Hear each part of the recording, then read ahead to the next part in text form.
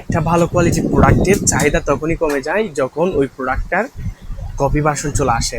এই যে রিগার্সের 200 ঘন্টার নেকবেনটা খুবই জনপ্রিয় একটা নেকবেন, যেটার কারণ হচ্ছে এটা 200 ঘন্টা ব্যাটারি ব্যাকআপ দেয়, পাশাপাশি হচ্ছে সাউন্ড কোয়ালিটি অনেক ভালো। এখন অলমোস্ট বাজারে এটার 4-5টা কপি ভার্সন চলে আসছে।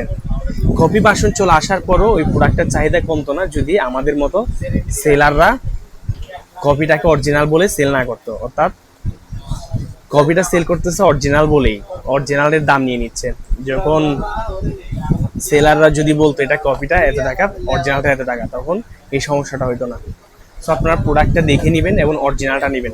এটা অরিজিনাল চেনার একটা সহজ ওয়ে হচ্ছে রিগার্সির এই যে প্যাকেটের ভিতর যেটা পাওয়ার কেবল আছে, ছোট কেবল যেটা আছে ওটা হচ্ছে একদম খোদাই করা রিগার্সির থাকবে, আর যেটা কপি ওটা তো হচ্ছে জাস্ট একটা নর্মাল কেবল থাকবে, ইয়ারপডসের নর্মাল কেবল থাকবে।